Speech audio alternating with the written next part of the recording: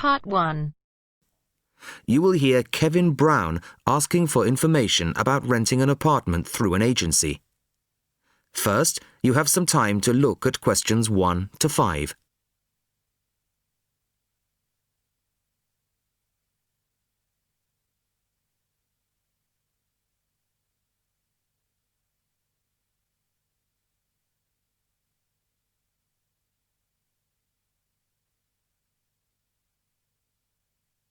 Now the test will begin.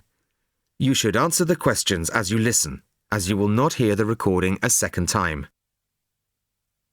Listen carefully to the first part of the conversation and answer questions 1 to 5. Good afternoon. How can I help you? Hello, my name's Kevin Brown.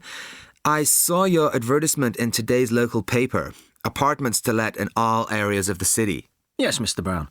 We currently have several properties available. What part of the city were you thinking of? Well, city centre ideally. OK. And what price range are you interested in? I don't really know. What have you got? Well, prices start at £400 a month, going up to £1,000 a month. OK. And what's the difference? What does the price depend on? Well, the number of bedrooms, mainly. Uh-huh. The cheaper apartments have 1 bedroom, while the most expensive have 3 or 4 bedrooms. OK. 2 bedrooms would be nice. So I'll say 2 bedrooms up to £600 a month. Mm-hmm. Do you have anything like that? Right, sir. We have... just give me a moment, please. Mm-hmm. We have 2 properties that might interest you. One is in North Street. It's a very nice apartment, but it's £750 a month. But that includes a private parking space. £750. That's a bit higher than I'd like to go, really. Do you have anything less expensive? Yes. We have another one at £625 a month. £625? Mm-hmm. All right, that sounds interesting.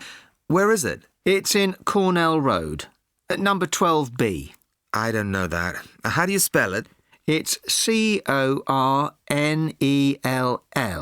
It's near the park. I've never heard of it, but I'm sure I'll be able to find it on a map.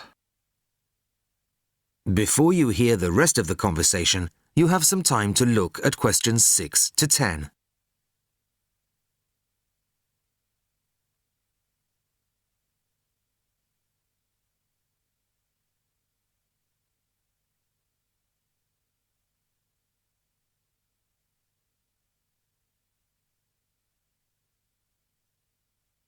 Now listen and answer questions 6 to 10.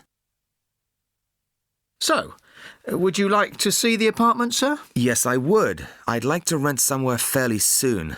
Would tomorrow be possible? Sorry, I'm afraid nobody is available all day tomorrow. It's quite a busy time of year for us. I see. But if you're free later today, you could see it at 5:15. Sure, no problem. I could manage that. OK. So that'll be 5:15 with my colleague Jason. He'll meet you at the apartment. That's fine. And one more thing. What do I need to provide to rent an apartment with you? What documents, that kind of thing? Yes, of course. Do you have a job? Yes, I work in a travel agency. Well, a reference letter from your employer, saying you work for them, and a deposit, which is 1 month's rent plus a fee of £60. What's that for?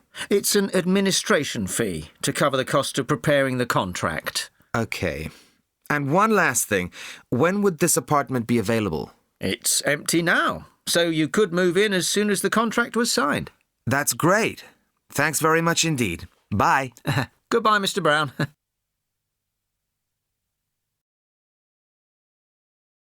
That is the end of Part 1. You now have half a minute to check your answers.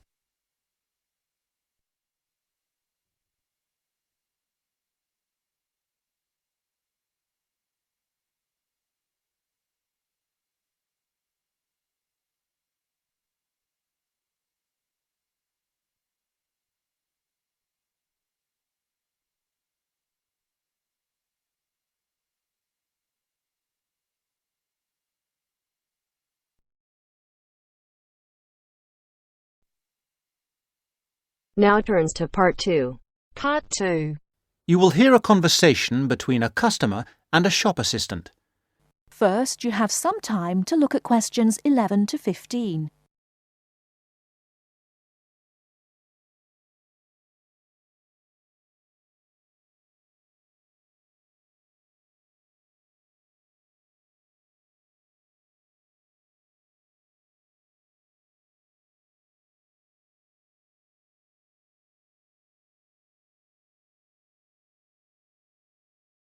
Now, listen carefully and answer questions 11 to 15. I'm interested in buying a radio. Can you help me? Yes, of course.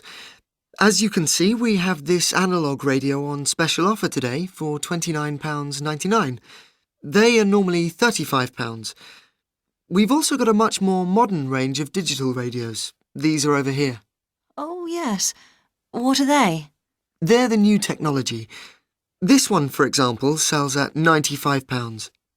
The analogue radios are looking a bit old-fashioned now. Are they? What's so good about these new ones? Well, the main advantage with the analogue ones is, of course, cheapness. But the main advantage with the digital ones is the number and variety of stations you can get. Hundreds of them. All kinds of stations, playing music, rock, pop, classical, everything in fact. As well as news, current affairs, comedy, all sorts. What about the sound quality? The quality is very good.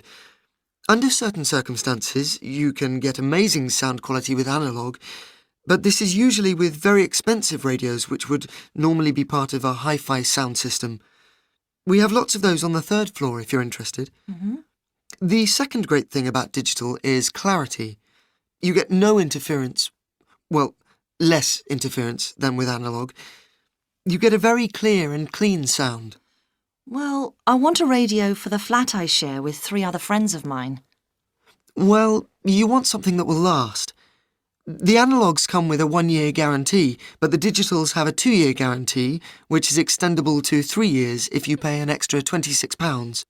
The main disadvantage with analogue is that it will be turned off in a few years. We don't know exactly when, but sometime. But what about the batteries? I've heard that they use a lot of batteries. That probably is the one disadvantage of the digital radios. The battery life is not very long, but they all come with rechargeable batteries, which really solves the problem. Before you hear the rest of the talk, you have some time to look at questions 16 to 20.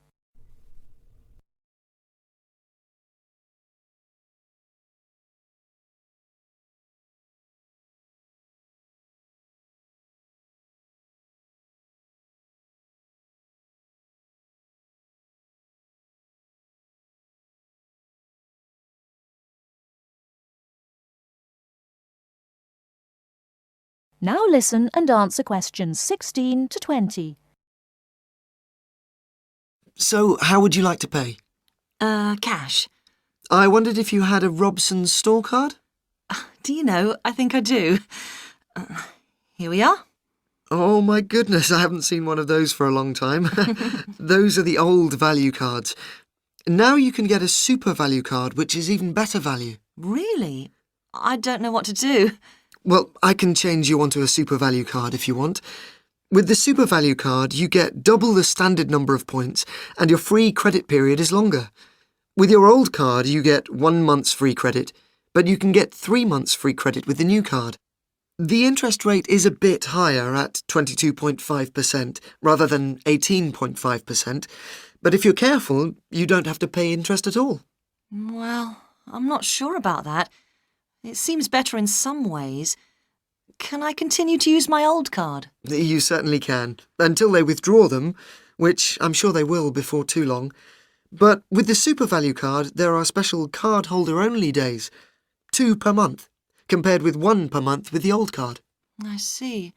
My old card gave me free delivery too. That's right, free delivery within 20 miles.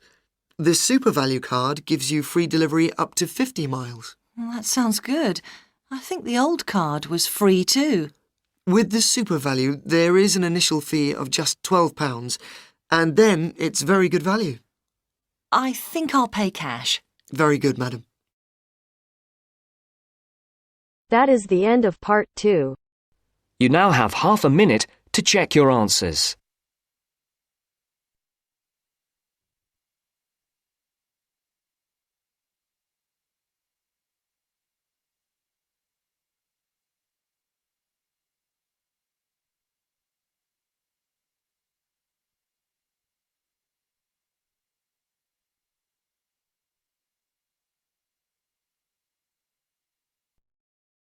Now turns to part 3. Part 3. You will hear two students, Sharon and Zhao Li, talking to their tutor about a presentation they gave the previous week. First, you have some time to look at questions 21 to 23.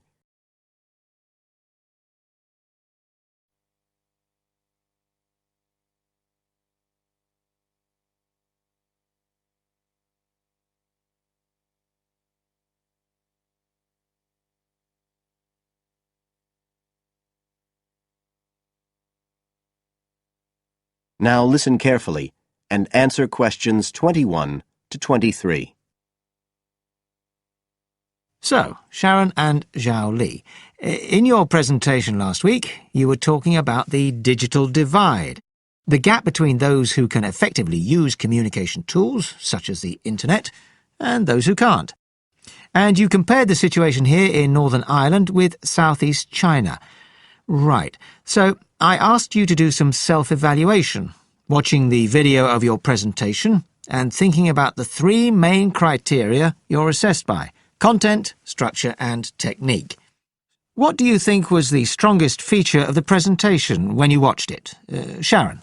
Well, I was surprised actually, because I felt quite nervous.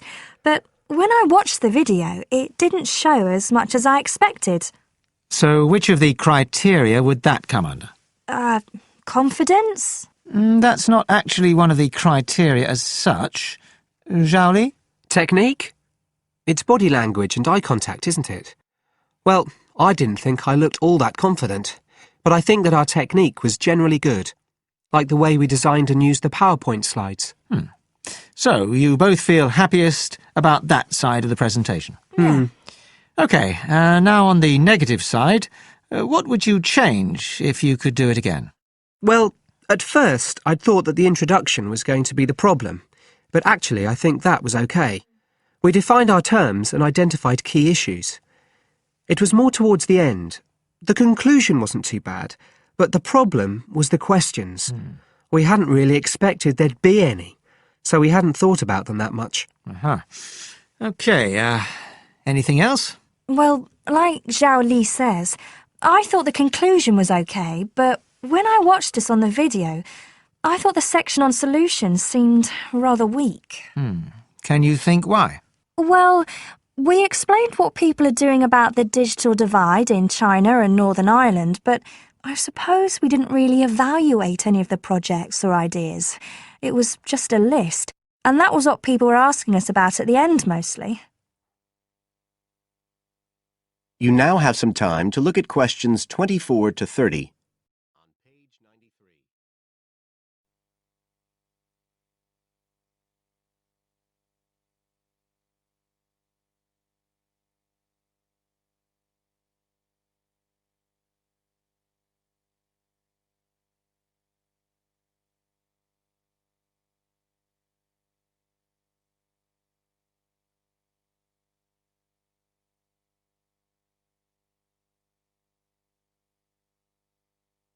Now listen and answer questions 24 to 30.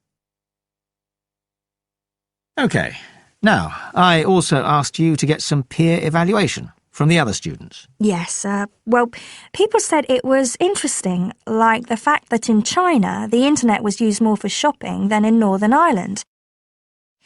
They said sometimes it was a bit hard to understand, because we were talking quite fast, but we didn't think so when we watched the video. No, it's a bit different, though, because you know all this information already. If you're hearing it for the first time, you need more time to process it. That's why signposting the structure and organisation of the talk is important. That seemed okay. No one mentioned that as a problem.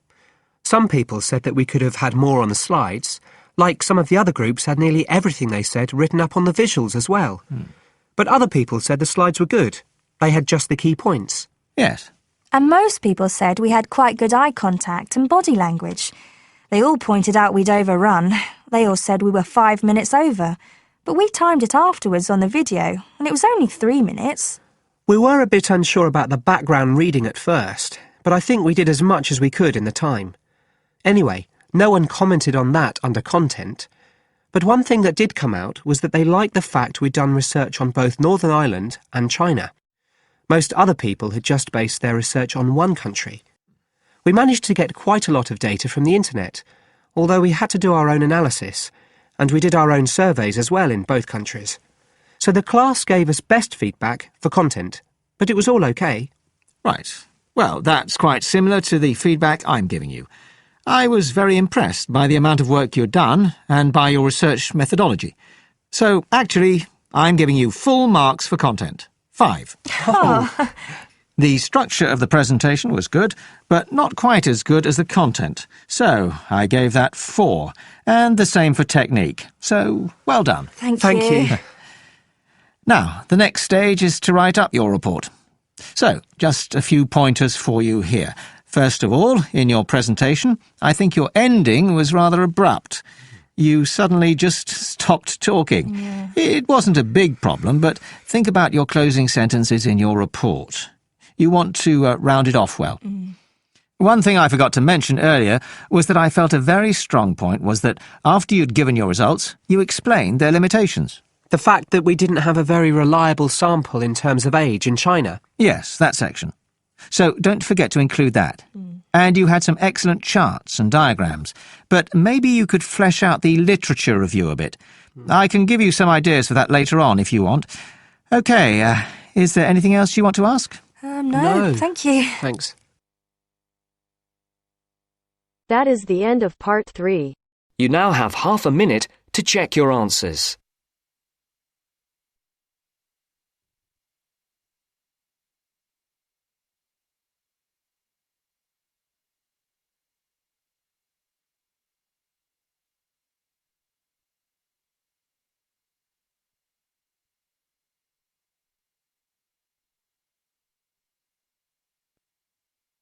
Now turns to part 4. Part 4. You will hear a lecture about wind energy. First, you have some time to look at questions 31 to 40.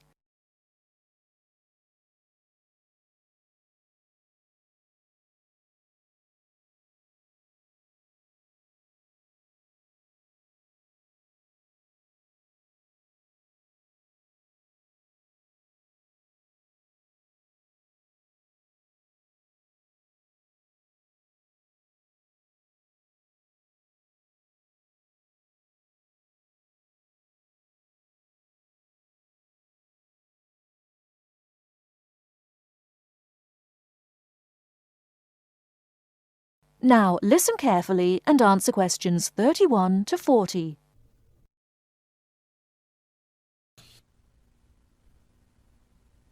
With the rising cost of fossil fuels, there's a great deal of interest these days in developing alternative sources of energy.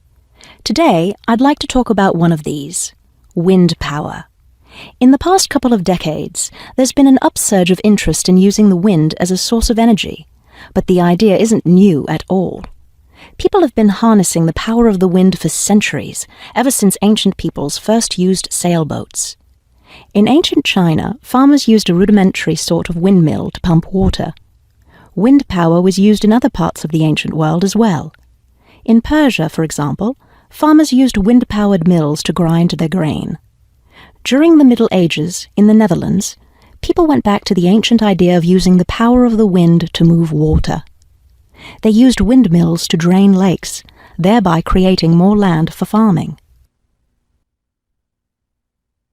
At present, people around the world are using the wind to generate electricity, some old methods, some new. Is this the solution to our modern energy problems? Well, as with anything, there are both advantages and disadvantages to using wind power. Let's take a look at some of the reasons to use wind power. One of the biggest problems with using fuels, such as oil and coal, is pollution. Wind power, on the other hand, is clean. It causes no pollution and therefore doesn't contribute to global warming. Another great advantage of wind power is that it's a renewable resource. Oil and coal reserves are limited, but will never run out of wind. Economics is another reason to use wind power. Using the wind to generate electricity costs less, much less, than running other types of generators. In addition, since wind turbines don't take up much land, the land around them can be used for other purposes, such as farming. There are disadvantages, however. Even though generating electricity with wind is relatively inexpensive, the technology isn't cheap. The initial costs of setting up wind turbines can be quite high. Another issue is reliability. Wind doesn't blow at a constant strength. Therefore, at times, a lot of electricity can be produced, while at others there may be little or none. Wind turbines usually have to be located in rural areas where the land is open. Their distance from cities, where the most electricity is needed, is another issue. Although wind is considered to be a clean source of energy, wind turbines cause their own sort of pollution.